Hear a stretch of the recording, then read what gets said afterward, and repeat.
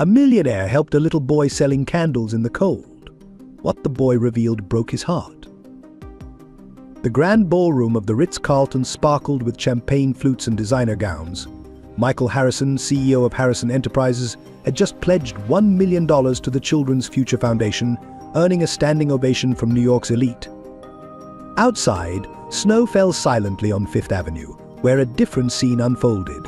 A small boy, no more than 12, stood shivering in threadbare clothes, clutching a basket of handmade candles.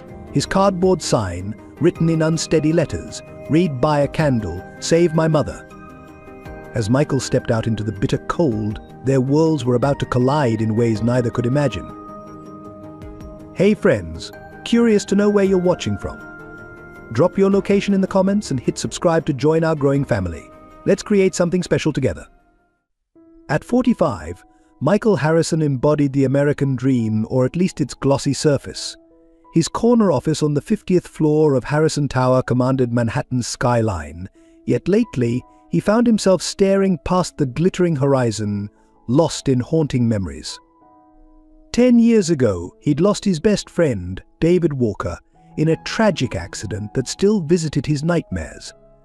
David had pushed Michael out of a speeding truck's path, sacrificing his own life in a split second of heroism that Michael could never repay.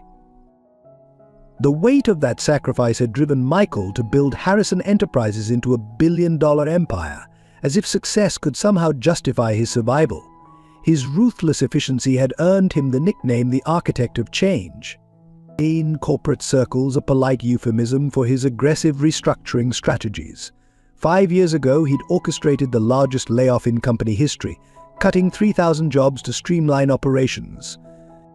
The board had praised his decisive leadership. The business press had lauded the surge in stock prices. But the faces of those employees still haunted him.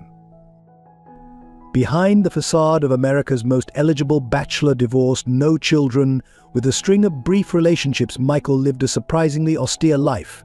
His penthouse apartment housed a single photo of his mother working 3 jobs to put him through college. She'd passed away just as success finally arrived, never seeing the empire her sacrifice had built. The irony wasn't lost on him. He'd become a master at measuring everything in dollars and cents, yet couldn't calculate the true cost of his choices. His public persona was carefully crafted: generous philanthropist, visionary leader, self-made success story. The annual charity gala at the Ritz-Carlton was his crowning achievement: $1 million to children's causes, all cameras capturing his benevolent smile. Yet in quiet moments, he questioned whether writing checks could really change lives. His mother had taught him that true help came from the heart, not the wallet. But somewhere between board meetings and balance sheets, he'd forgotten that lesson. Recent nights found him sleepless, watching old news clips of those layoffs.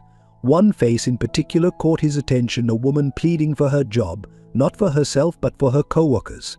He'd dismissed her then as emotionally manipulative.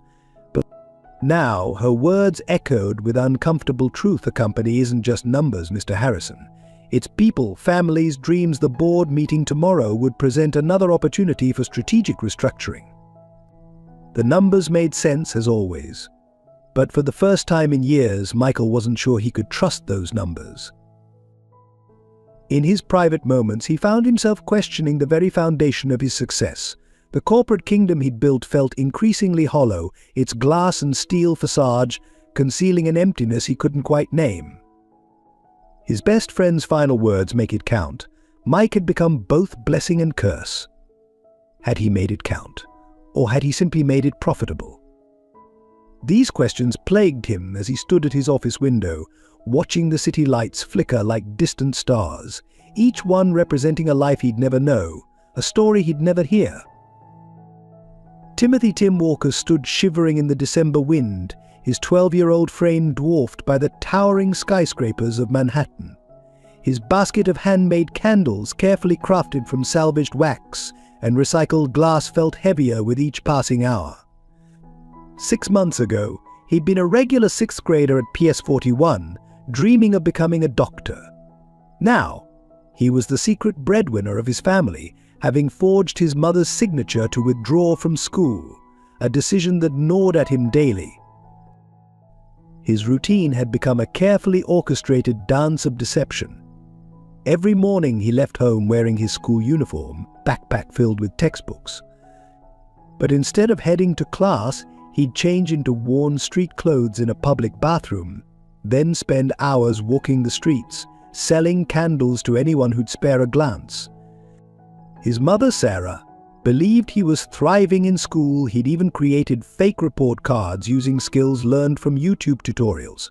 The guilt of lying to her was only outweighed by the necessity of survival. In his jacket pocket, he carried two crucial items: his mother's heart medication prescription and a threatening note from Joey the Shark Collins, demanding this week's loan payment. The loan sharks had seemed like salvation 2 months ago when the medicine ran out and insurance denied coverage. Now, their 30% weekly interest had become a noose slowly tightening around his young neck. He'd learned to navigate their world with disturbing efficiency, knowing which streets to avoid, when to pay just enough to keep them at bay, how to hide the bruises from their reminder visits. Despite everything, Tim maintained a stubborn optimism that surprised even him. Each evening, after counting the day's earnings, he'd set aside one special candle, the best of his collection, to light his mother's room while she read her worn copy of To Kill a Mockingbird. These moments, watching her face illuminated by the warm glow, made every hardship worthwhile. She'd taught him that integrity meant doing the right thing, even when no one was watching. He wondered what she'd think of his choices now. The local community had become his silent support system. Mrs. Chen from the corner store slipped him day-old pastries, pretending they were unsellable. Mr. Rodriguez, the building superintendent, taught him candle-making techniques from his homeland, sharing stories of his own childhood struggles. Even stern-faced MS. Patterson from the library looked the other way when he spent hours studying there, keeping up with his schoolwork in secret. Most nights, exhausted from miles of walking, Tim would climb into bed, still wearing his clothes, ready to run if the loan sharks came calling. He'd stare at the photo of his father, a man he knew only through his mother's stories, and wonder if he'd be proud or disappointed. His father had died a hero, his mother said, saving his best friend's life. Tim often dreamed of being that kind of hero, of saving his mother not just from illness but from the crushing weight of poverty that had followed his father's death.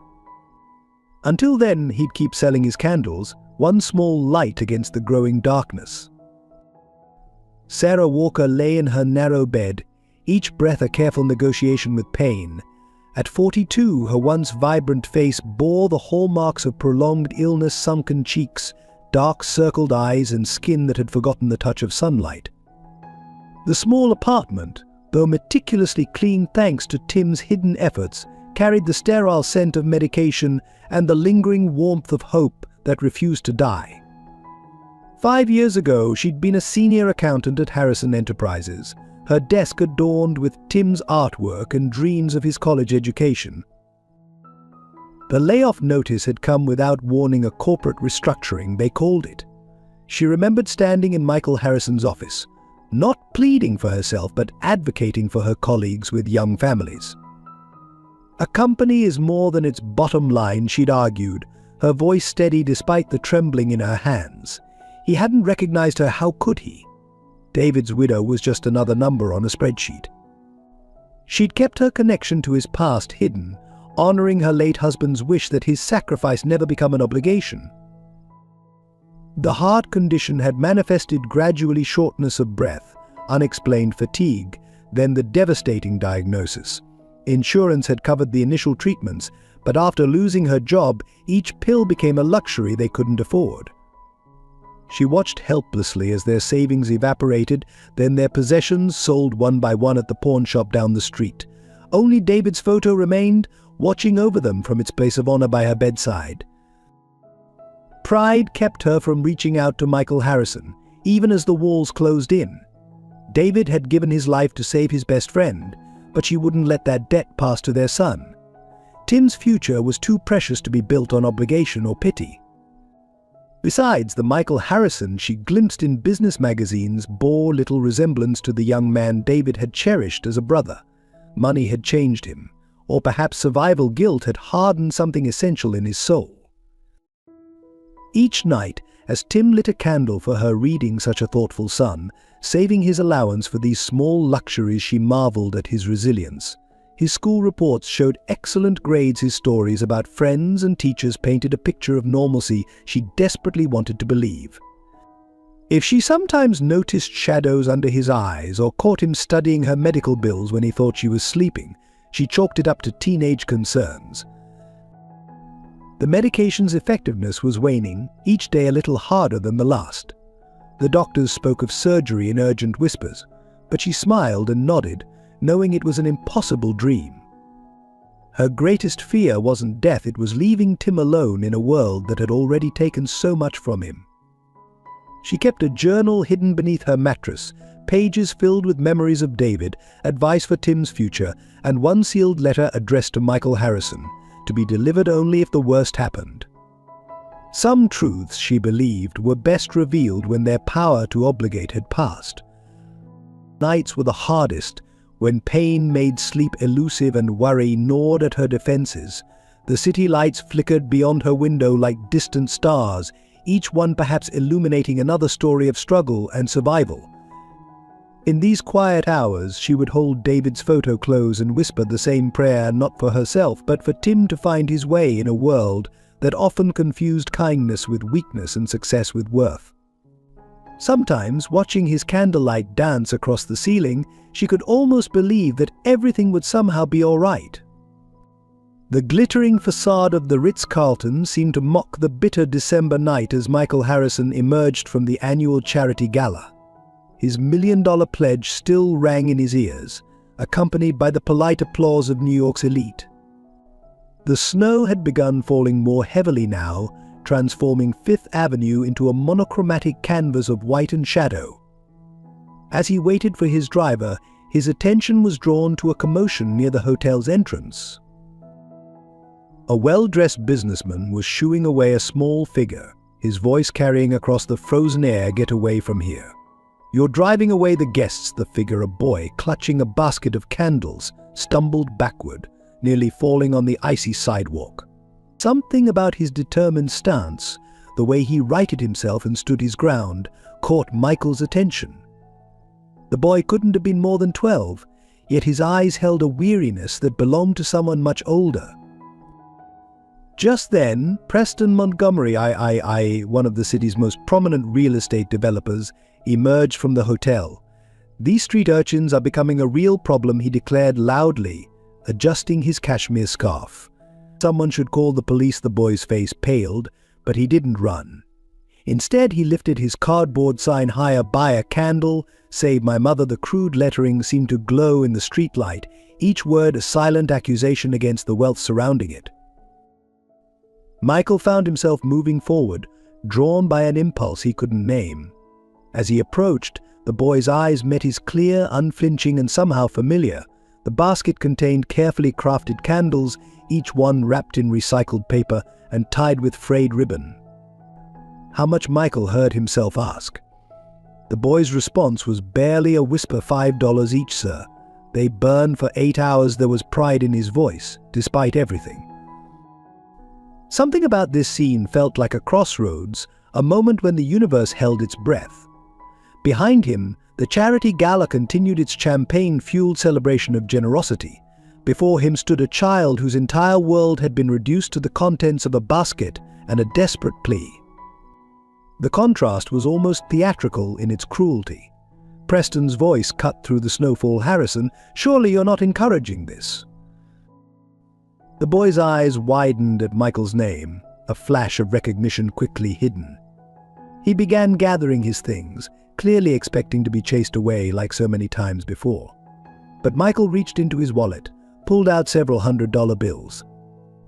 "I'll take them all," he said, surprising himself. The boy's hands trembled as he accepted the money, but his gaze remained steady. "The candles, sir," he began, but Michael shook his head. "Keep them. Sell them to someone else."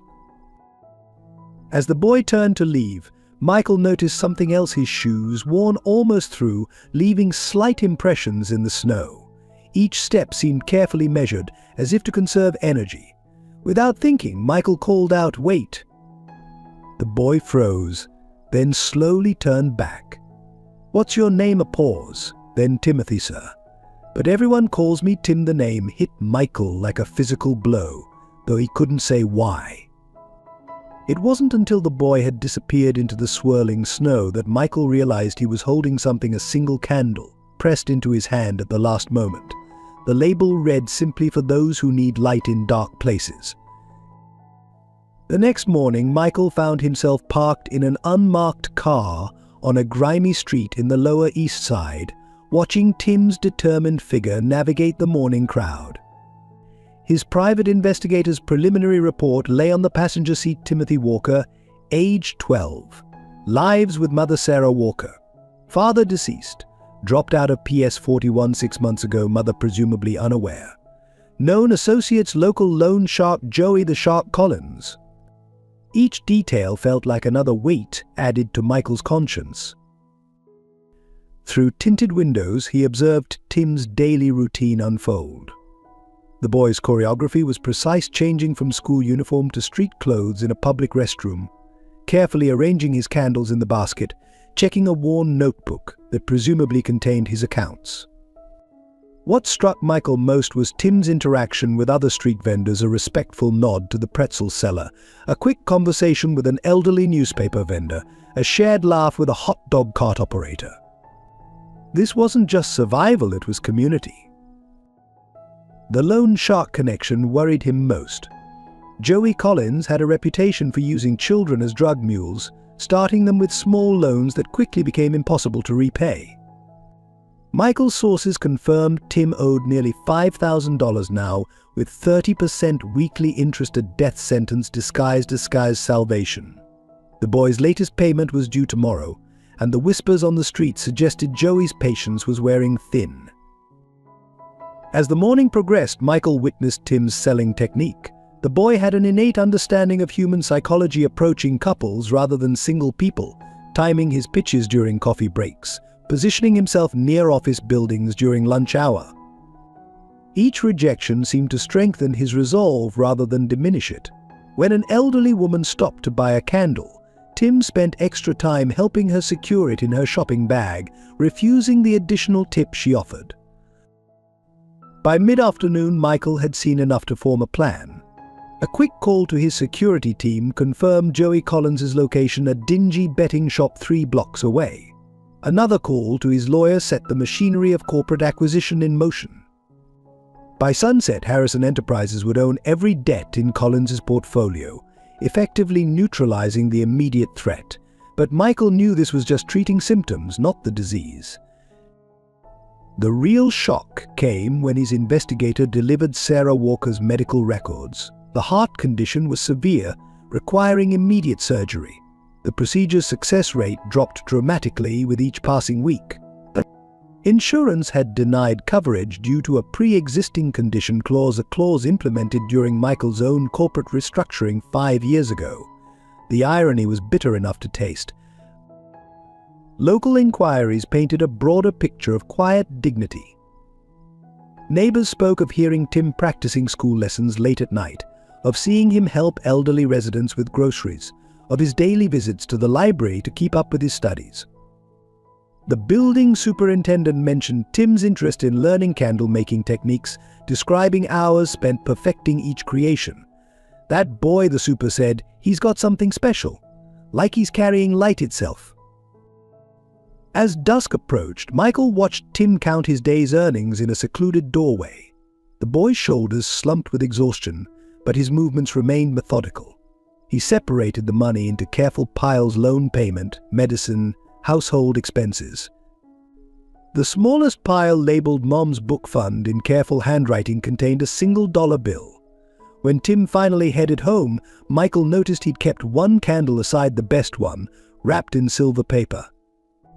The investigator's report mentioned Tim lighting a candle each night while his mother read.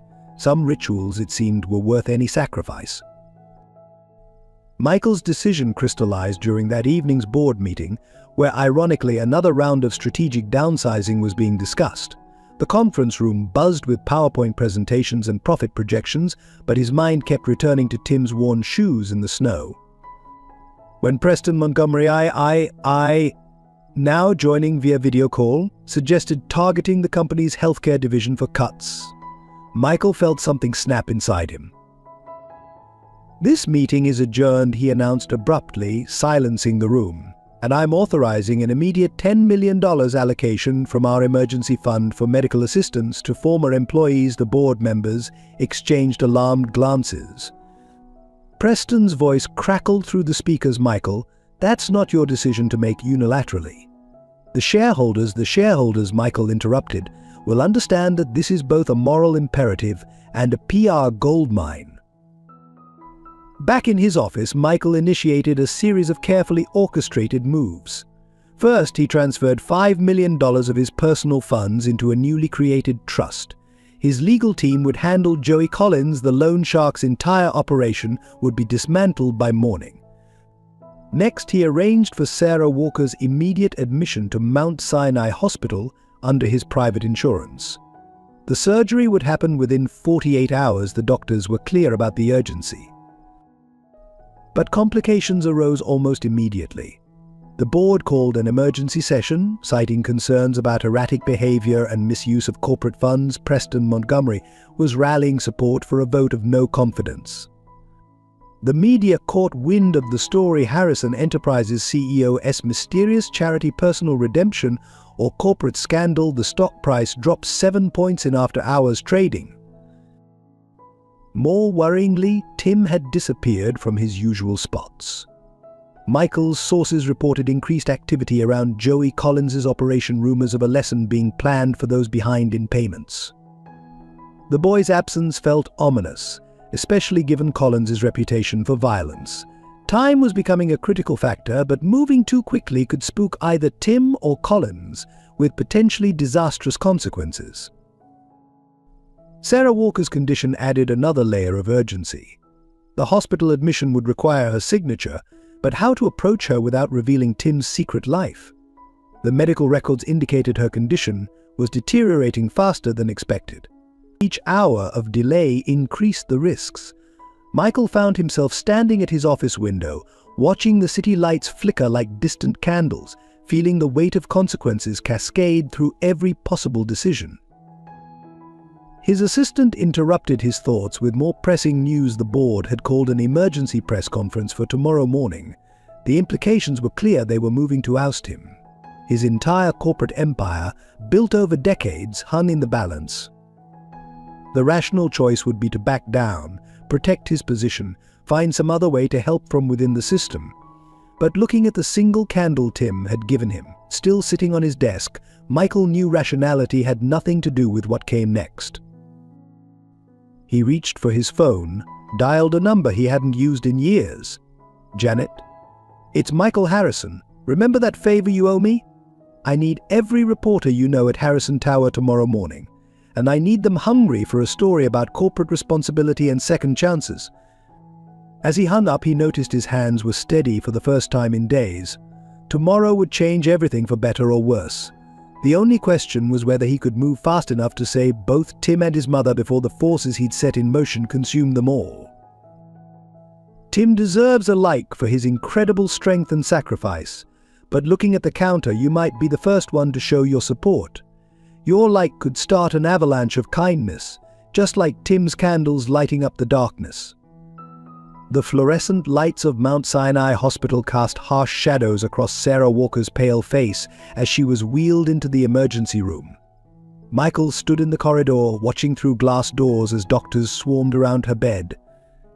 The 48-hour window they'd warned about had shrunk to mere hours after she'd collapsed at home. Tim sat hunched in a plastic chair, still wearing his candle-selling clothes, his small frame somehow even smaller under the institutional lighting.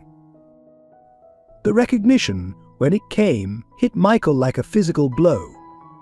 As nurses shifted Sarah to connect monitors, her face caught the light at just the right angle, and suddenly he was transported back 15 years, to another hospital corridor, to David's wedding day. Sarah Walker wasn't just another employee he'd laid off. She was David's wife. Tim wasn't just a boy selling candles. He was David's son, the boy he'd promised to protect. The family he'd sworn to watch over had been struggling mere blocks from his office while he signed checks for charity galas. Time seemed to freeze as memories cascaded through Michael's mind. David pushing him out of that truck's path, the screech of brakes, the funeral where he'd stood tongue-tied and useless. Sarah had been there, of course, pregnant with Tim, refusing his offers of financial help. David didn't save you so you'd feel indebted, she'd said. He saved you because that's what friends do. He'd respected her wishes then, gradually lost touch, let business and success fill the void of grief. The doctor's urgent voices brought him back to the present. Sarah's heart was failing faster than expected. They needed to operate immediately, but the procedure carried significant risks. Tim sat motionless, clutching his mother's worn copy of To Kill a Mockingbird. Its pages marked with a handmade candle wrapped in silver paper. The same book she'd been reading at David's bedside all those years ago.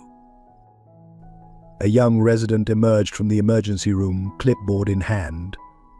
"Mr. Harrison, we need next of kin authorization for the procedure." Tim looked up sharply. Recognition and something else, was it fear, flickering across his face. Michael knelt before the boy, seeing David's eyes staring back at him. "Tim, there's something you need to know." But before he could continue, Tim spoke, his voice barely a whisper. "You're him, aren't you? The friend Dad died saving. Mom keeps your picture in her journal." The truth hung between them like a tangible thing.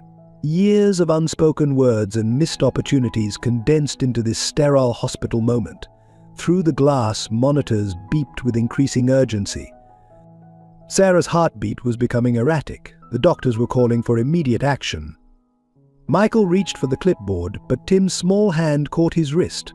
"Will you keep your promise this time?" the boy asked, and in that moment, Michael heard David's voice as clearly as if he was standing there. "Make it count, Mike."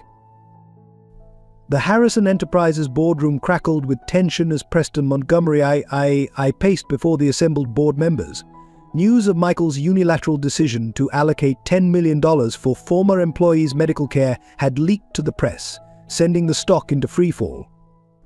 CNBC was running hourly updates on the Harrison crisis while social media exploded with both support and criticism. "Ladies and gentlemen," Preston's voice cut through the murmurs, "we're facing an unprecedented situation. Michael Harrison has effectively gone rogue." He gestured to the financial projections displayed on the wall screen, showing potential losses in the billions. "This isn't just about the $10 million, it's about market confidence. Our shareholders are panicking." The room filled with grim nods and concerned whispers. The Puerto Rico nightmare had intensified when someone leaked Michael's connection to the Walker family. Headlines screamed Harrison Enterprises CEO's guilt-driven charity. A decade of neglect exposed. Photos of David Walker's funeral surfaced online, showing Michael standing beside a pregnant Sarah. Twitter erupted with hashtags Harrison betrayal and corporate conscience battled for trending supremacy. Janet, Michael's media contact, had done her job too well. Every major network was covering the story, but the narrative had spun beyond anyone's control. Some painted Michael as a corporate villain seeking redemption, others as a humanitarian breaking free from shareholder greed. The truth, as always, was messier. Employee forums flooded with stories of past layoffs, while current workers worried about their own job security. Meanwhile, the legal department was in chaos. The sudden acquisition of Joey Collins's loan portfolio had raised regulatory red flags. The SEC was asking questions about potential misuse of corporate funds. Worse, Collins himself had vanished, but not before allegedly transferring sensitive information to Preston's private email information that could prove Michael had known about the Walkers' situation years ago. As the board meeting reached its climax, Preston played his trump card.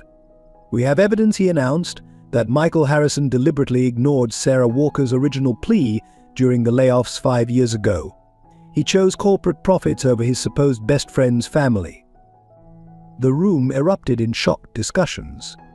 Preston continued, his voice carrying artificial concern, "This isn't just a crisis of leadership, it's a fundamental breach of fiduciary duty."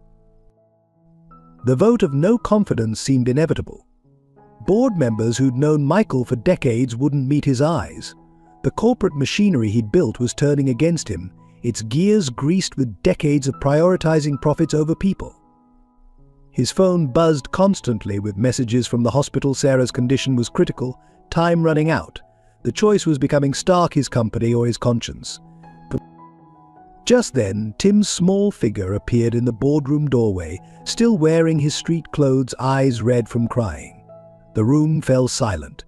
"My dad," he began, his voice shaking but determined, "saved Mr. Harrison's life because he believed every person deserves a second chance." He pulled out a stack of papers, Sarah's original letter to Michael, never opened, found in her hospital room. Maybe it's time someone saved Mr. Harrison too. The boardroom held its breath as Tim began to read aloud, his mother's words from 5 years ago echoing through the silence like a prophecy finally fulfilled. Michael's internal struggle reached its breaking point as he stood between the hospital room and the boardroom, physically and metaphorically torn between two worlds. Sarah's letter, now crumpled in his hand, contained words that haunted him. "I'm not writing to ask for my job back, Michael, but to remind you of what David always saw in you, a heart bigger than your bank account." The monitors behind him beeped steadily, marking each precious moment of Sarah's fragile heartbeat. The corporate crisis loomed like a gathering storm. Preston Montgomery had mobilized the board, shareholders were demanding explanations, and the media circus showed no signs of abating. His phone buzzed incessantly with urgent messages from his legal team. The SEC investigation was expanding, and rumors of insider trading around the medical fund allocation were surfacing. Everything he'd built over 20 years teetered on the edge of collapse. Tim's presence complicated everything. The boy had refused to leave his mother's side, maintaining his vigil with the same quiet determination he'd shown selling candles. His words in the boardroom had stunned everyone into silence, but their impact was quickly fading against the tide of corporate interests. Preston's team was already spinning a narrative about emotional manipulation and breach of fiduciary duty. Sarah's condition had deteriorated faster than anyone expected. The doctors spoke in urgent whispers about the need for immediate surgery, but the hospital's legal department was hesitating over the insurance paperwork. Michael's personal guarantee had raised red flags in light of the corporate investigation. Every minute of delay increased the risk, yet moving too quickly could trigger legal complications that might prevent the surgery altogether. In his pocket, Joey Collins's loan book felt like a burning coal. The loan shark's disappearance had sparked a turf war in the neighborhood, and some of his less savory associates were asking questions about Tim's whereabouts. The boy's safety was yet another variable in an increasingly complex equation. Michael had promised David to protect his family, but every attempt to help seemed to make things worse. Time was running out on multiple fronts. The board meeting was reconvening in an hour for the final vote. The hospital needed immediate authorization for surgery. Tim's quiet sobs from his mother's bedside carried more weight than all the corporate documents ever signed. Sarah's unread letters, found in her apartment, revealed years of quiet dignity and refused help not out of pride, but out of belief in Michael's eventual redemption. The choice seemed impossible: save his company or save his friend's family, the corporate titan or the human being. The man he'd become or the man David had died believing he could be. Through the hospital window, dawn was breaking over Manhattan, painting the sky in shades of hope and warning. Somewhere in that city, thousands of employees waited to learn their fate. Sarah's heart monitor beeped its steady rhythm, like a countdown to redemption or ruin. Michael looked at his reflection in the hospital window. CEO, billionaire, friend, guardian, all these identities blurring together in the early morning light. Tim had fallen asleep clutching his mother's book, a silver-wrapped candle serving as a bookmark. The flame hadn't been lit yet, waiting for Sarah to wake up and read again. Some promises, Michael realized, were worth any price. The investigation into Harrison Enterprises' past revealed layers of connection that even Michael hadn't fully grasped. In a dusty archive room deep within corporate headquarters, his team discovered Sarah Walker's original layoff appeal from 5 years ago. It wasn't just a plea for her job, it was a carefully documented case showing how the company could achieve the same cost savings through alternative measures, protecting hundreds of families in the process. Each page of Sarah's presentation told a story of someone affected by the layoffs: single mothers working multiple shifts, employees caring for elderly parents, children whose college dreams depended on their parents' health insurance. She'd included personal statements, financial projections, and even a detailed restructuring plan that would have preserved most jobs while still satisfying shareholders. The board had never seen it. Michael had dismissed it without reading, too focused on quick results. More devastating was the discovery of dozens of letters Sarah had written over the years, each returned unopened. They weren't requests for help, but updates about Tim, his first steps, his love of reading, his father's smile appearing in his growing features. She'd kept writing even after the layoffs, believing in the friend David had died saving. The last letter, dated just months ago, simply said, "David was right about you, Michael. Someday you'll remember why he called you brother." Michael's own mother's story emerged as a parallel narrative. Hospital records showed she'd received life-saving treatment years ago from an anonymous donor, the same procedure Sarah now needed. In his mother's personal effects, Michael found a letter revealing the donor's identity. David Walker had sold his beloved classic car to pay for her treatment, never telling Michael. The timing coincided perfectly with David's decision to take a second job, the same job that had him driving that fateful night. The corporate archives also held surveillance footage from the layoff day.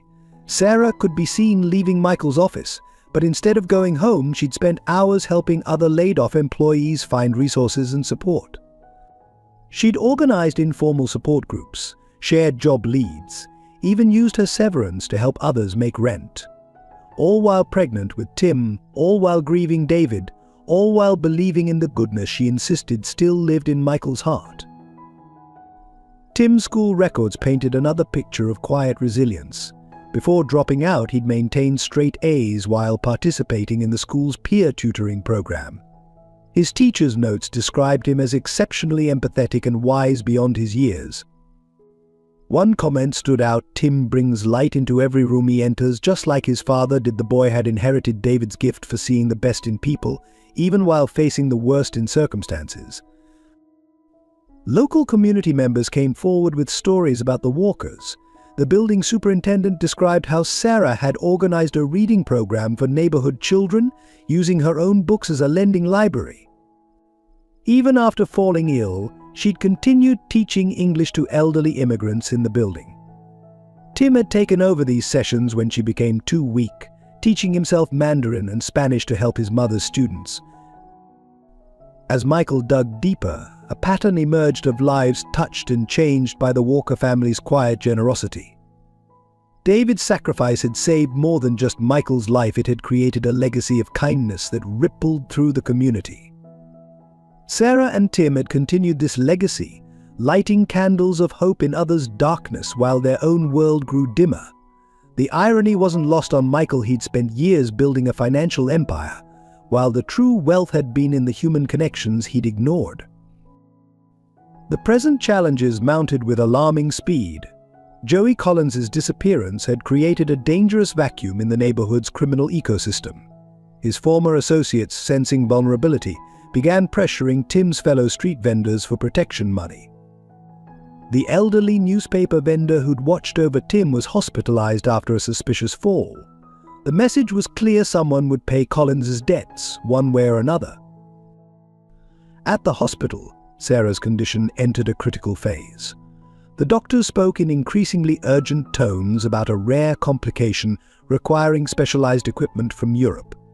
Even with Michael's resources, the logistics seemed impossible within the required time frame.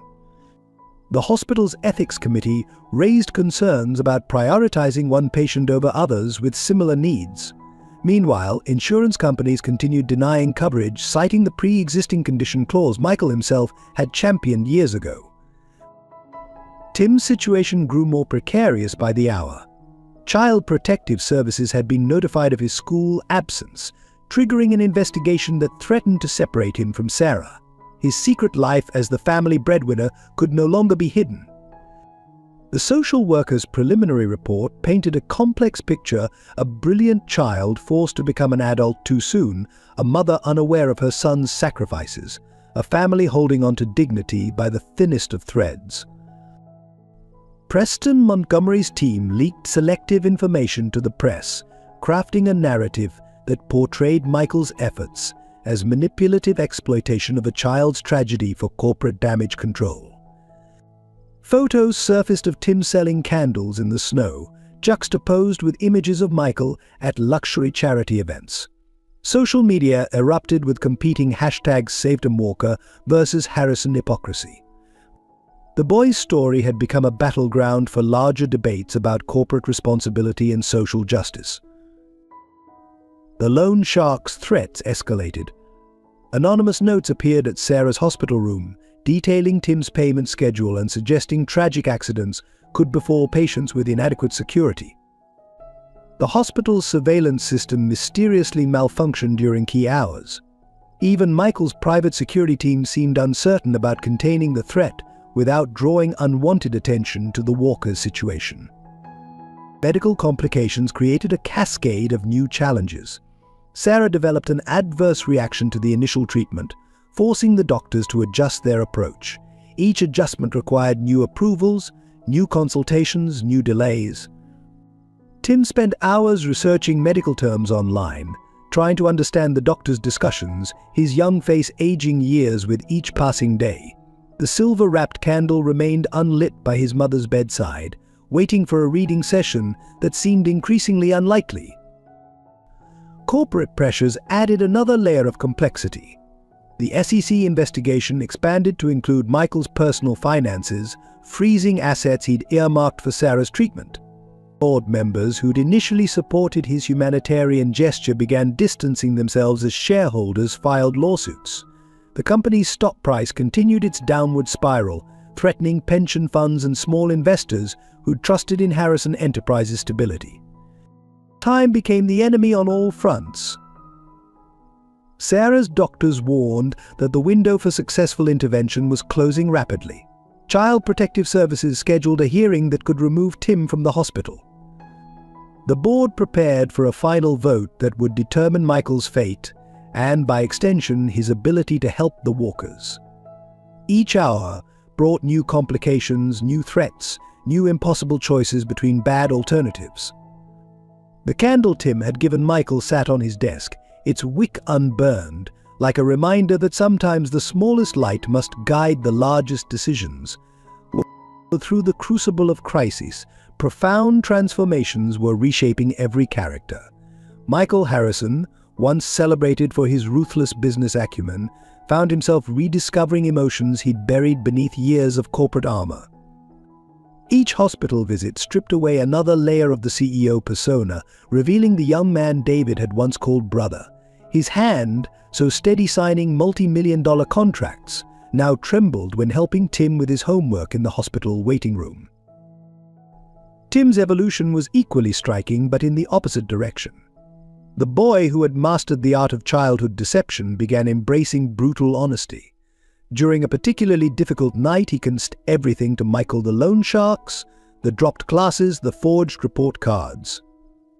"I thought being strong meant handling everything alone," he said, eyes fixed on his mother's hospital room. "But Dad's letters say true strength is knowing when to let others help." This mature insight, coming from a 12-year-old, left Michael questioning every decision he'd made in the name of strength.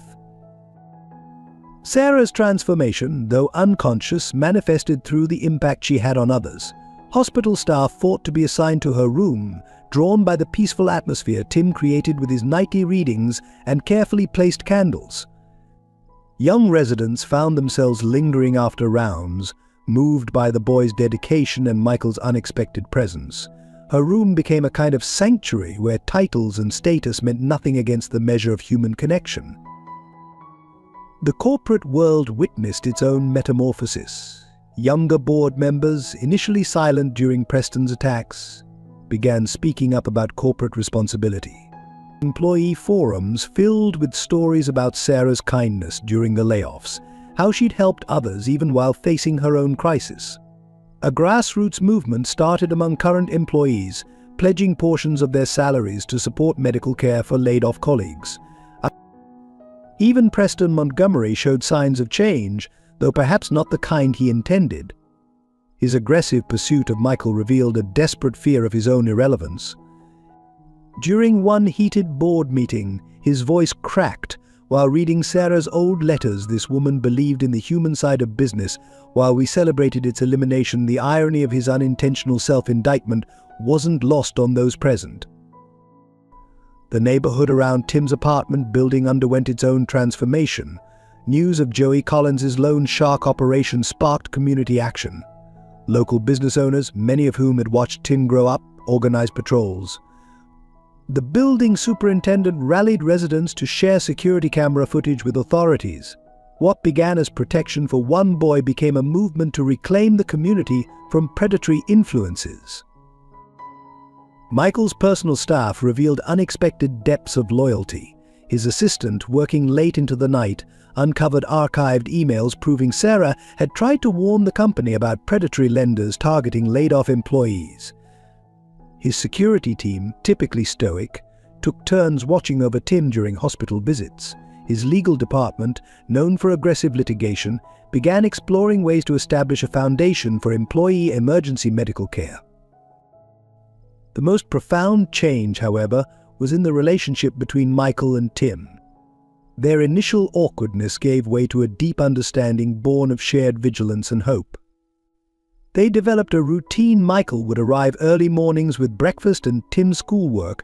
They'd review medical updates together, and in quiet moments Tim would teach Michael how to make candles.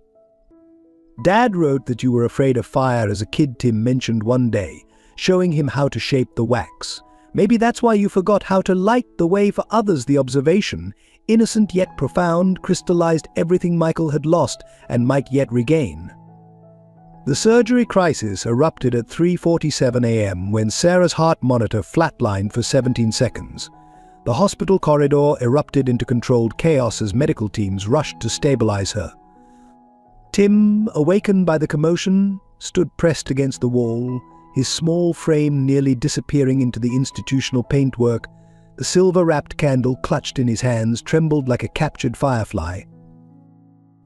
Dr. Eleanor Chen, the lead cardiac surgeon, delivered the news with clinical precision. Sarah's heart was failing faster than anticipated. The specialized equipment from Europe was still 12 hours away. "We have two options," she explained, her eyes moving between Michael and Tim. "Wait for the equipment and risk complete failure, or attempt a more dangerous alternative procedure." Now the unspoken statistics hung in the air. The alternative carried a 40% survival rate. Time became a tangible enemy. Every beep of the heart monitor marked another moment slipping away. The hospital's ethics committee demanded an immediate decision, citing resource allocation protocols. Insurance administrators called repeatedly, raising concerns about liability. The hospital's legal team hovered nearby, forms and waivers clutched in nervous hands. The situation complicated further when Sarah briefly regained consciousness. Her first words were about Tim's schooling, unaware that her son hadn't attended classes in months. The boy's face crumpled as she praised his perfect attendance, her weak voice filled with pride. Michael watched Tim struggle with the weight of his deception, knowing that truth at this moment could be another kind of fatality. Dr. Chen's team prepared both surgical suites. They couldn't afford to waste time once a decision was made. The European equipment might arrive in time to save Sarah's life, or it might come too late to matter. The alternative surgery could save her immediately or end all possibility of recovery. Every medical professional who examined the case came to different conclusions, their expert opinions creating a cacophony of conflicting advice. Meanwhile, Sarah's condition continued deteriorating. Her oxygen levels dropped dangerously low, then stabilized and dropped again. Each recovery seemed weaker than the last. The monitors tracked this decline with mechanical indifference, their digital displays mapping the geography of approaching crisis. Tim had begun timing the intervals between emergency responses, his young mind instinctively seeking patterns in chaos. The hospital chaplain arrived uninvited, adding another layer of urgency to the situation. His presence sparked something in Tim, who suddenly produced a letter from his backpack one Sarah had written to be opened only in emergency. Michael recognized the handwriting from the unopened letters in his office. Tim's hands shook as he held it out. Mom said if anything happened, you had to read this first, before deciding anything.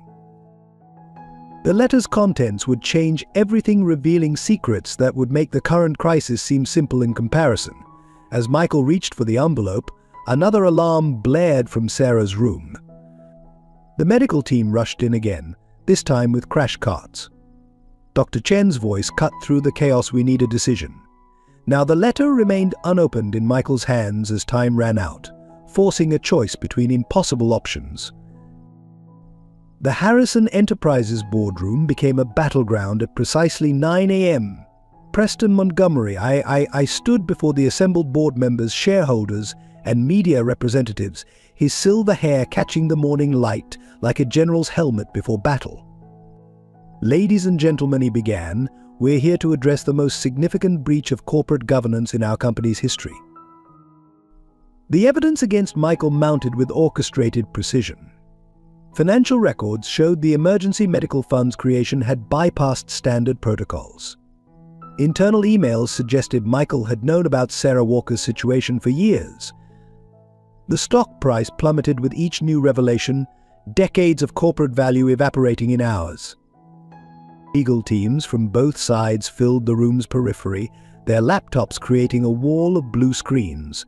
The SEC investigation findings arrived in real time, each new document projected onto the massive screen behind Preston. Graphs showed the company's market value decline, employee confidence metrics, shareholder flight patterns. The data painted a picture of impending corporate collapse. Michael's own board members, people he'd worked with for decades, avoided his gaze. Janet, his media contact, struggled to counter Preston's narrative as Harrison betrayal trended nationwide.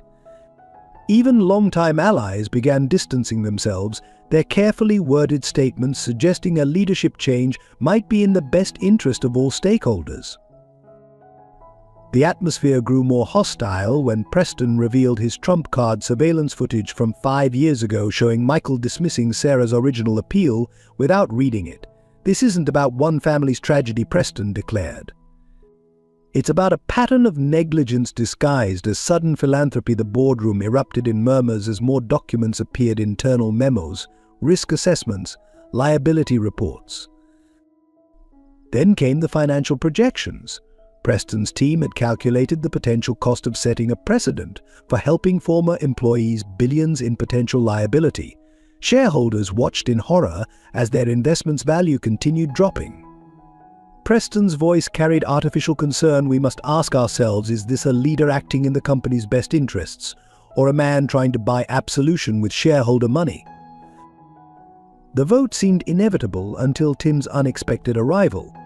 The boy's hospital rumpled clothes stood in stark contrast to the room's corporate polish. He carried a worn notebook, Sarah's detailed records of every employee she'd helped after the layoffs. His voice, though young, carried the weight of inherited wisdom. My father saved Mr. Harrison because he saw something worth saving. Today, you're not just voting on a CEO, you're voting on whether corporations can have a conscience. As Tim spoke, emergency notifications began flooding everyone's phones. Sarah's condition had taken a critical turn. The boy's voice never wavered as he continued reading from his mother's records, each story a counterpoint to Preston's financial charts. The boardroom's atmosphere shifted subtly, corporate certainty giving way to human doubt. In the heavy silence that followed, even Preston seemed to recognize that some victories carried too high a cost. As the boardroom crisis unfolded, a more dangerous situation was developing in the hospital's parking structure. Joey Collins's former associates had finally traced Tim's movements, their black SUVs circling like vultures.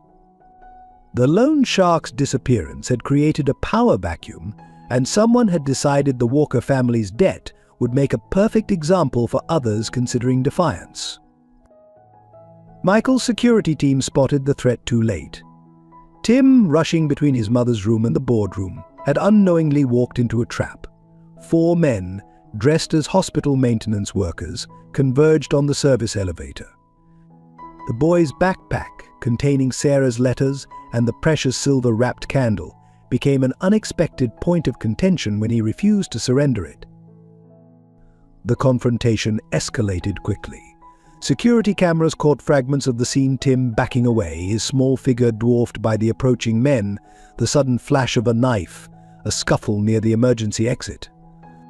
The boy's years of street survival kicked in. He ducked, weaved, and almost made it to the stairwell before they caught him. His shouts for help echoed through the concrete structure, lost in the hospital's mechanical ambient noise. Hospital security responded to the disturbance, but the situation had already spiraled beyond their expertise. The men weren't just debt collectors, they were sending a message to the entire neighborhood. Tim's defiance had become a symbol of resistance against their operation, and they intended to make an example of him.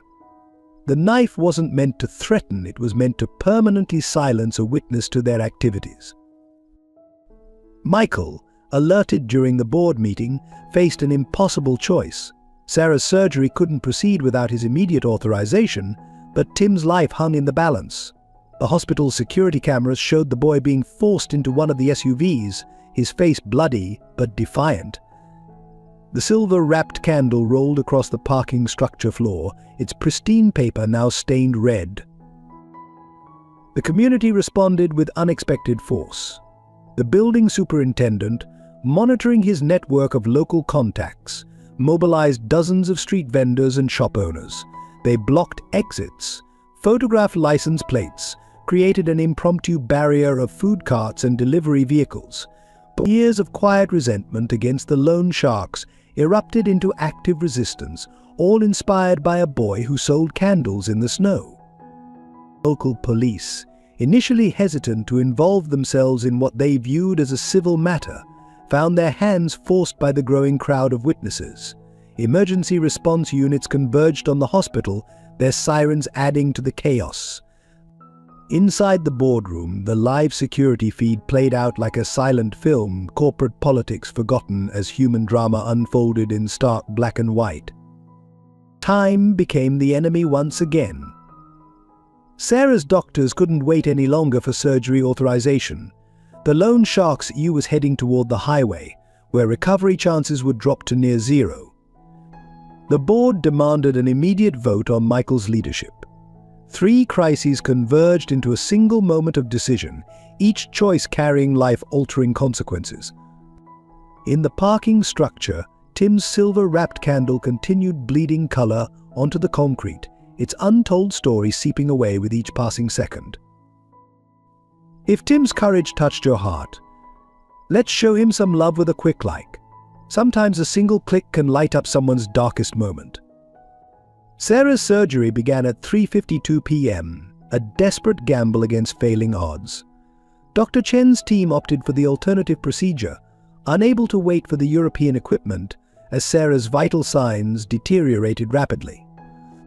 The operating room hummed with tense efficiency, each medical professional acutely aware that they were attempting a procedure with a 40% survival rate. Complications arose almost immediately. Sarah's weakened heart struggled to maintain rhythm under anesthesia. The surgical team worked with mechanical precision, but each incision revealed new challenges. Blood pressure dropped dangerously low, then spiked unexpectedly. Dr. Chen's voice remained steady, but her eyes betrayed growing concern as each attempted intervention met with partial success at best. The hospital chapel filled with an unlikely congregation. Street vendors from Tim's neighborhood sat alongside corporate executives, their social divisions erased by shared anxiety. Michael paced between the chapel and the surgical waiting area, his phone buzzing constantly with updates about Tim's kidnapping situation. The boy's absence felt like a physical wound, Sarah's only child missing during her most critical hours.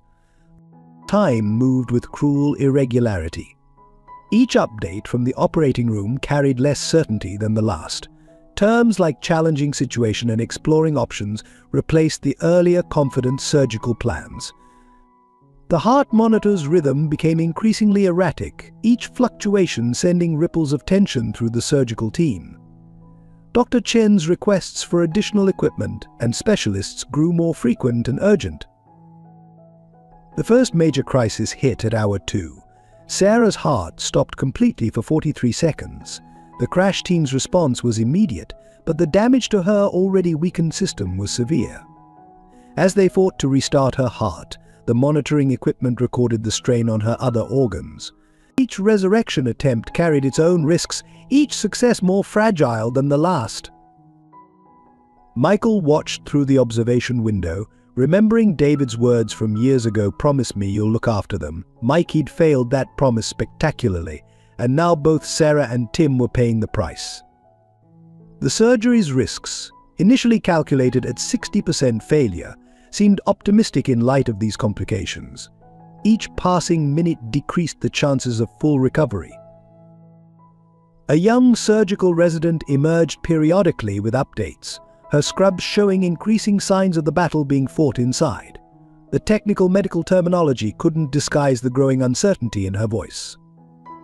Sarah's system was rejecting standard treatments, forcing the team to attempt increasingly risky interventions.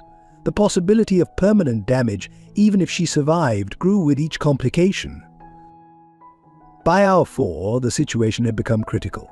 Sarah's vital signs weakened despite every medical intervention. The surgical team's movements took on a desperate quality, their practiced efficiency giving way to urgent improvisation. In the chapel, candles flickered like fragile hopes, their light reflecting off tears and worried faces. The silver-wrapped candle from Tim's backpack, recovered from the parking structure, remained unlit, waiting for either a celebration or a memorial. The corporate fallout hit Harrison Enterprises like a tsunami. Markets opened to news of Sarah's critical surgery and Tim's kidnapping, sending the stock into an unprecedented free fall. Trading was halted 3 times before noon as panic selling threatened to erase billions in market value. Preston Montgomery's carefully orchestrated coup had transformed into a public relations nightmare beyond anyone's control. Media outlets swarmed the hospital and corporate headquarters, their coverage growing increasingly sensational. Harrison Enterprises' corporate greed leads to kidnapping screamed one headline. Another read, CEO's redemption attempt ends in tragedy. Social media exploded with competing narratives, turning the Walkers' personal tragedy into a referendum on corporate responsibility. Employee morale plummeted as internal documents leaked to the press. Sarah's original layoff appeal, with its prescient warnings about predatory lenders targeting vulnerable employees, went viral. Former workers came forward with stories of hardship following the mass layoffs, each account adding fuel to the public outrage. The company's carefully cultivated image of corporate citizenship crumbled under the weight of revealed truths. Harrison Tower became a fortress under siege. Protesters gathered in the plaza, holding candlelight vigils that mockingly echoed Tim's street sales. Security personnel struggled to maintain order as journalists attempted to infiltrate the building. Inside, employees whispered about updating their resumes as human resources dealt with the flood of resignation letters. The board's emergency session devolved into chaos when news of Sarah's surgical complications arrived. Preston's triumph turned to ash as shareholders demanded explanations for the company's handling of the crisis.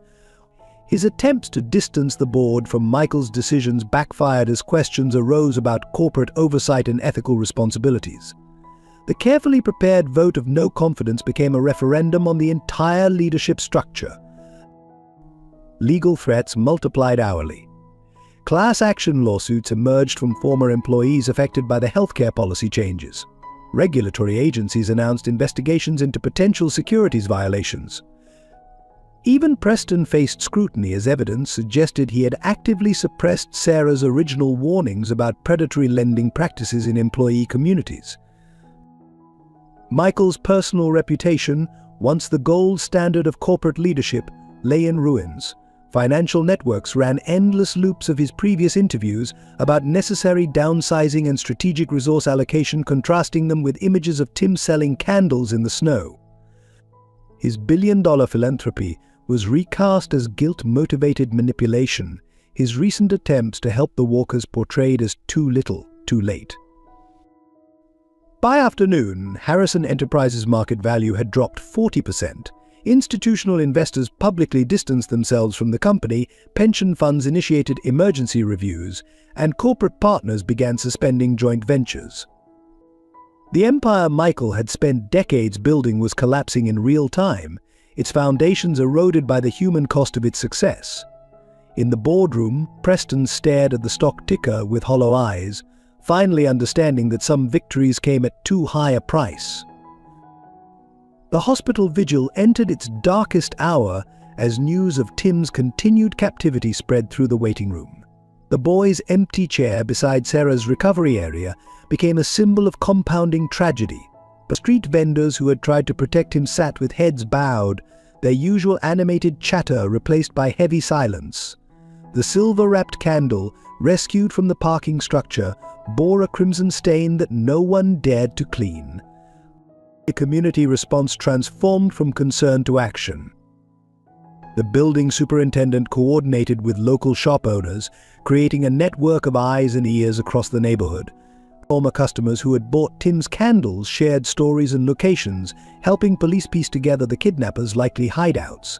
Even the elderly newspaper vendor, still recovering from his accident, provided crucial information about the loan shark's usual patterns. The neighborhood underwent a visible change as worry for Tim galvanized long-dormant community bonds. Shop owners left their lights on all night, creating corridors of illumination through usually dark streets. Residents placed candles in windows, a silent tribute to the boy who had brought light to their lives. Local children contributed their savings to a reward fund, though police discouraged such public offerings. Sarah's hospital room became a command center of sorts, despite her absence in surgery. Nurses who had witnessed Tim's daily devotion to his mother coordinated with police, sharing security footage and observations. The room's whiteboard, still bearing Tim's careful notes about his mother's medication schedule, stood as testament to a child forced to grow up too quickly. Personal sacrifices multiplied as the community mobilized. The Korean grocery store owner closed his shop to help search, forgetting it was his busiest day. A rival candle seller from the next block provided detailed maps of abandoned buildings where loan sharks often conducted business. Neighborhood teenagers, usually divided by territory and rivalry, united to share information through social media networks. The psychological toll mounted with each passing hour. Michael found himself staring at David's old photos, seeing Tim's features reflected in his father's smile. The promise he'd made to protect this family haunted every moment, made worse by the knowledge that his corporate policies had helped create the desperate conditions that led to Tim's involvement with loan sharks. In the chapel, an impromptu memorial appeared. People brought candles many purchased from Tim over the months, creating a growing constellation of light. Each flame represented a story: the elderly woman Tim had helped cross icy streets, the student he'd tutored in English between sales, the homeless man he'd shared his lunch with. The boy's impact on his community became measurable in these small acts of remembrance. The night brought its own form of torture as hope competed with fear.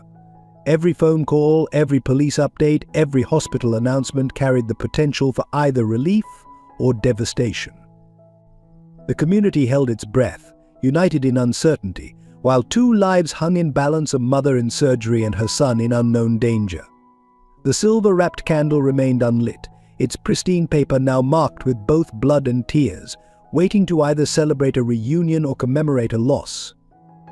Sarah's emergency surgery reached hour 6 when the truth about David Walker's death shattered Michael's world. A nurse, organizing Sarah's belongings, discovered a hidden compartment in her worn copy of To Kill a Mockingbird. Inside lay a letter, dated the day before David's fatal accident, revealing a devastating secret David had known about the truck's faulty brakes before pushing Michael to safety. The letter detailed how David, working as a mechanic at the trucking company, had reported the maintenance issues repeatedly. His warnings were ignored by management focused on cost-cutting, the same management that would later become Harrison Enterprises' first major acquisition under Michael's leadership. David had chosen that route home deliberately, knowing the truck posed a danger to pedestrians, planning to document the safety violations. Instead, he'd seen his best friend in the truck's path. Each word of David's letter felt like a physical blow. "If anything happens to me," he'd written, "don't let Michael blame himself.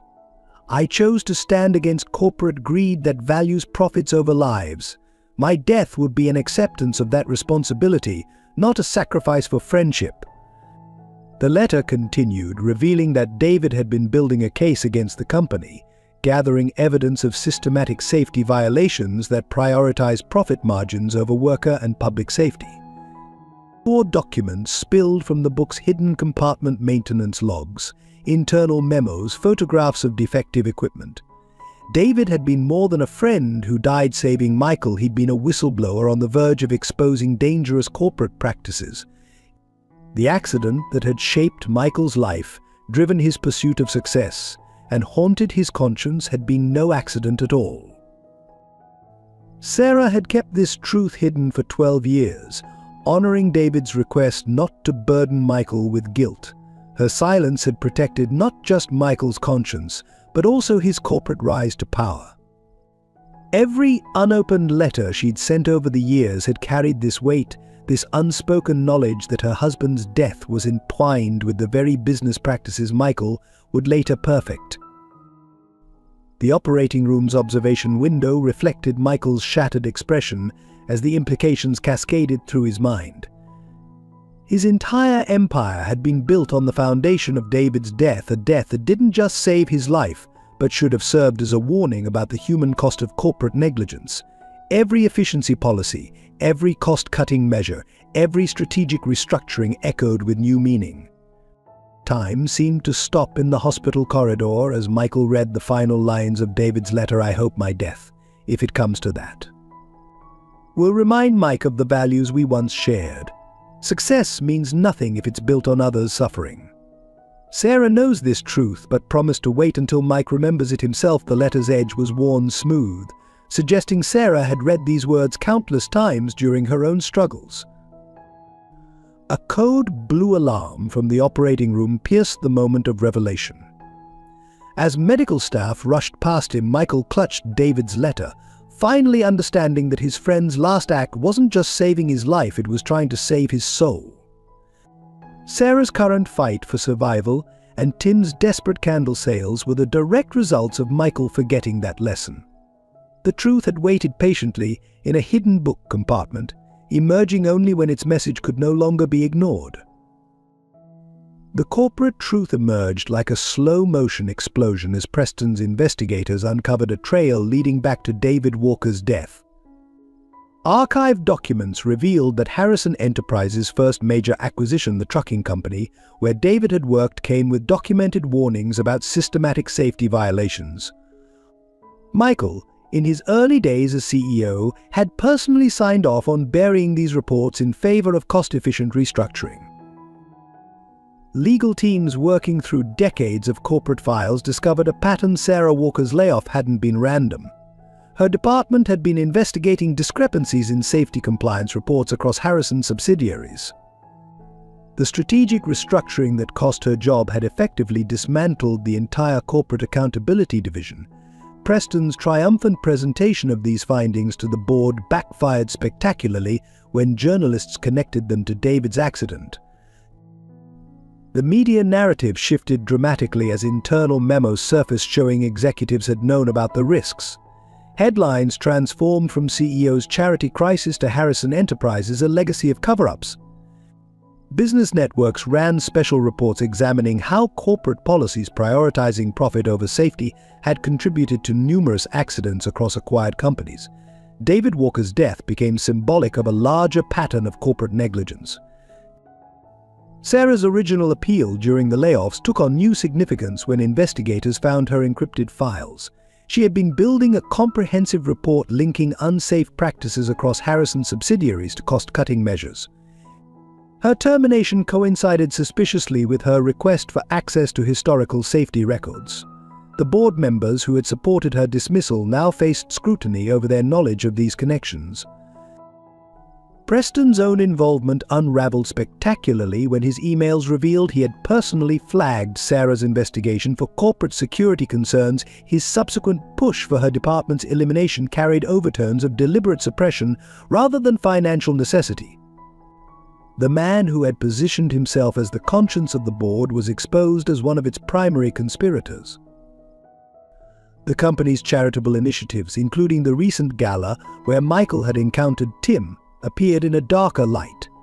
Tax records showed donations strategically directed to minimize scrutiny of corporate practices.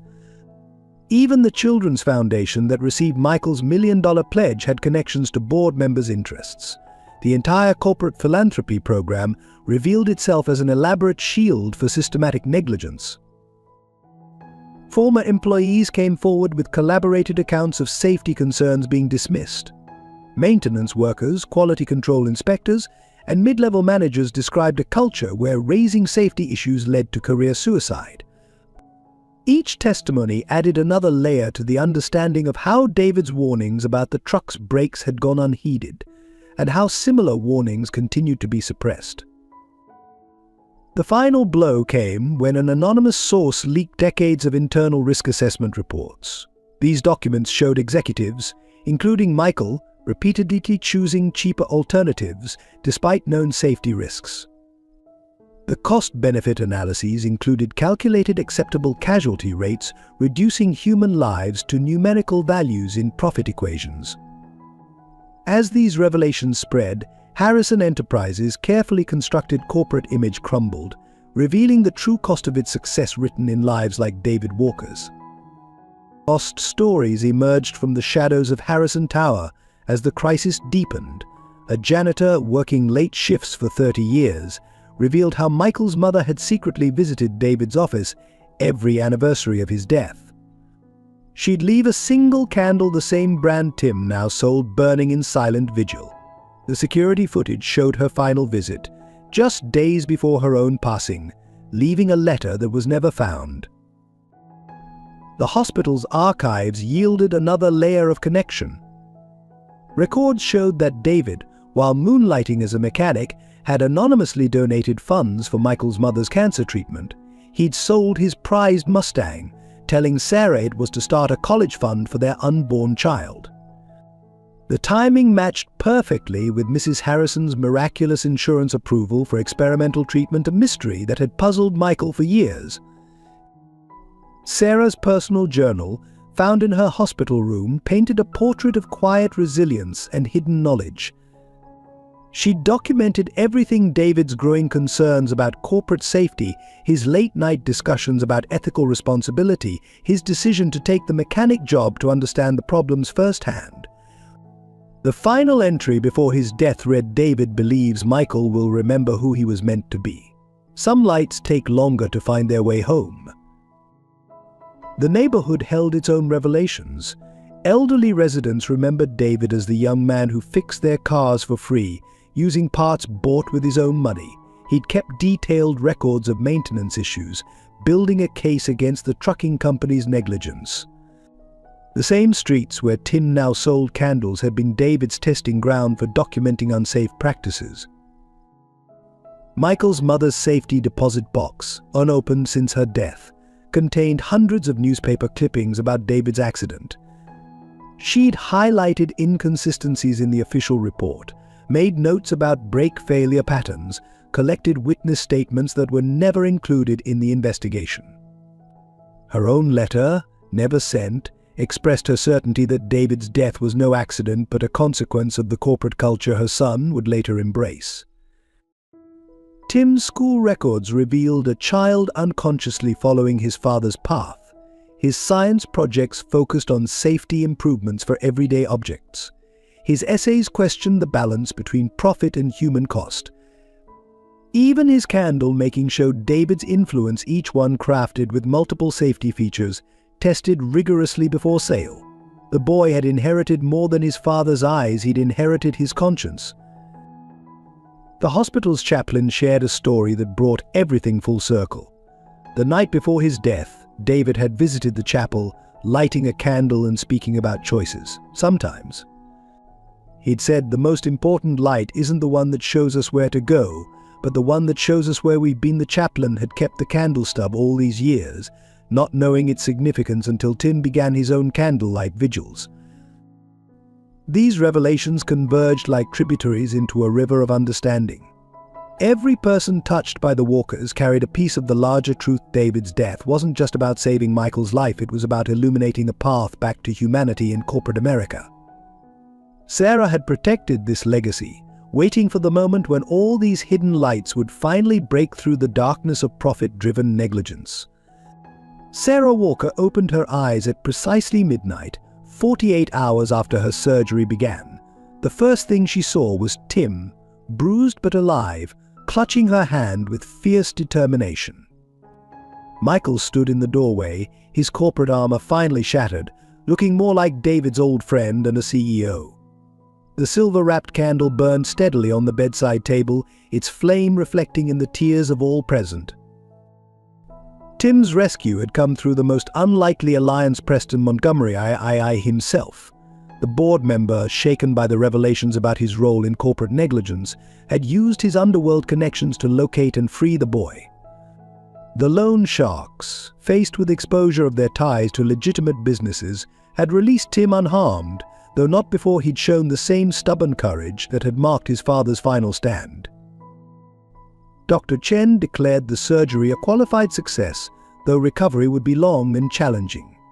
Sarah's heart, strengthened by experimental techniques never before attempted at the hospital, showed promising signs of adaptation. The European equipment, arriving too late for the original procedure, would now aid in her rehabilitation. Against all odds, both mother and son had survived their separate ordeals. The reunion in Sarah's hospital room became a moment of collective healing. Street vendors brought food, local musicians played soft melodies, and children delivered handmade cards. The community that had rallied around Tim's candle sales now celebrated not just survival, but the rekindling of hope. Even hardened nurses found themselves wiping away tears as Tim read aloud from To Kill a Mockingbird, his voice strong despite his recent ordeal. Michael watched this scene with new eyes, finally understanding what David had tried to teach him about true wealth. The empire he'd built seemed hollow compared to the rich tapestry of human connections in this simple hospital room. Sarah's gentle smile, Tim's resilient spirit, the community's unwavering support, these were the real measures of success his friend had died protecting. Recovery brought its own miracles. As Sarah regained strength, she shared stories about David that filled in the gaps in Michael's memory. The friend he'd idolized as a corporate success story emerged instead as a quiet hero who'd fought against the very practices Michael had later embraced. Each revelation was another step in his own healing, another piece of himself recovered from the wreckage of guilt and ambition. Through it all, Tim maintained his nightly ritual of lighting a candle for his mother's reading. But now others joined in: hospital staff, fellow patients, visiting executives who'd learned of the Walker's story. The boy's simple act of selling light in darkness had transformed into a symbol of resistance against corporate greed, a reminder that some values couldn't be measured in profit margins. The night before Sarah's release, she asked for a moment alone with Michael. Her voice, though weak, carried the strength of long-held truth. "David knew you'd find your way back," she said, holding out a final unopened letter. "He believed the light inside you was worth saving." As Michael read his friend's last words, Tim's candle cast dancing shadows on the wall, its flame steady and true, lighting the way forward. The transformation of Harrison Enterprises began not with grand announcements but with quiet changes. Michael resigned as CEO but remained on a reformed board, now dedicated to corporate responsibility. His first act was establishing the David Walker Foundation for Corporate Ethics, funded by his entire personal fortune. The foundation's mission went beyond traditional philanthropy, focusing on protecting whistleblowers and supporting employees affected by corporate negligence. Sarah, once she recovered, took a surprising role in the company's reformation. Drawing on her years of observing both corporate practices and community needs, she designed a revolutionary employee support program. The initiative included comprehensive healthcare coverage, education assistance, and emergency funds, all managed with the same careful attention she'd once given to Tim's candle-selling earnings. But Tim returned to school but maintained his connection to the streets that had sheltered him. His candle-making enterprise evolved into a successful social business, employing local youth and teaching them both craftsmanship and financial literacy.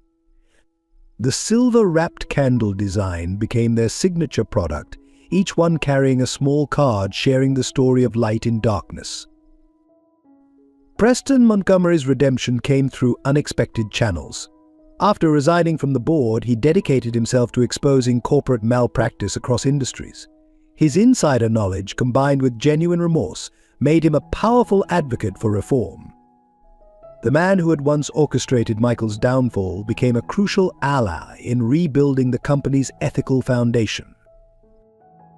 The community around Harrison Tower transformed as well. The building's ground floor became a community center, offering free business development classes taught by former executives. Street vendors who had protected Tim now ran successful micro-enterprises, supported by interest-free loans from the Walker Foundation. The loan shark's former territory bloomed with legitimate small businesses, each displaying a lit candle in their window as a symbol of transformation. Healthcare became the company's new focus, with the Sarah Walker Medical Fund providing support to families facing similar struggles. The program specifically targeted gaps in coverage that had once forced desperate choices on families like the Walkers. Every major medical center in the city now had a special wing dedicated to treating patients regardless of their ability to pay. But Michael's mother's final letter, found during the tower's renovation, revealed her own role in the story. She'd known about David's sacrifice, about the corporate negligence, about everything. Her last words guided the company's new direction. Success isn't measured in dollars, but in the lives we touch. Light one candle, and its flame will show the way to light thousands more. The corporate world watched in amazement as Harrison Enterprises' new model proved both ethically and financially successful. The company's stock, after an initial drop, rebounded to record highs as investors recognized the value of genuine corporate responsibility. Other companies began adopting similar practices, creating a ripple effect of positive change across the business landscape. The light from one boy's candles had indeed shown the way to illuminating thousands more. The final twist in the Walker-Harrison saga emerged 1 year later during the first annual David Walker Memorial Candlelight Vigil. Thousands gathered in the plaza outside Harrison Tower, each holding one of Tim's handcrafted candles. As Michael prepared to address the crowd, a long-hidden safety deposit box was finally opened, revealing David's master plan that had spanned decades beyond his death. Inside were detailed instructions, multiple letters, and legal documents that David had prepared in the months before his fatal accident. He had anticipated everything: the corporate takeover of the trucking company, Sarah's eventual layoff, even the possibility of Tim dropping out of school to support his mother. Each challenge that the family had faced was part of a carefully orchestrated lesson in corporate humanity that David had designed to redeem his best friend's soul. The most shocking revelation came from a video recording David had made the night before his death. In it, he explained how he had secretly purchased controlling shares of Harrison Enterprises through a complex network of small investments. These shares, left in trust for Tim, would mature his 18th birthday, making him the majority shareholder of the company his father died trying to reform. The boy who had sold candles in the snow would inherit the power to ensure the company never lost its light again. Sarah's role in David's plan became clear as well. Her years of sending unopened letters, maintaining silence about corporate negligence, even her careful documentation of Tim's struggles, all were part of building an irrefutable case for corporate reform. She had been not just a grieving widow, but a steward of David's vision for transforming corporate America.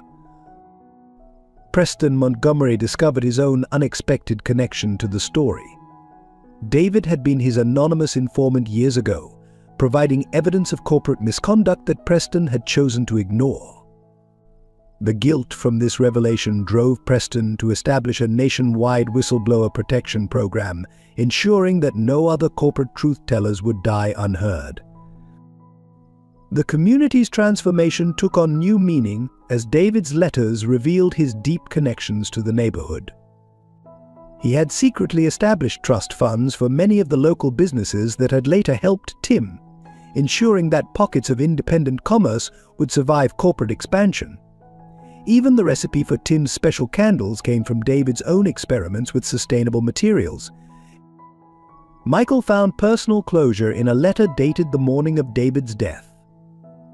His friend had written, "By the time you read this, you'll understand that saving your life was just the beginning. The real rescue was saving you from becoming what you feared, a man who measured life in profit margins. The light of that realization was worth dying for."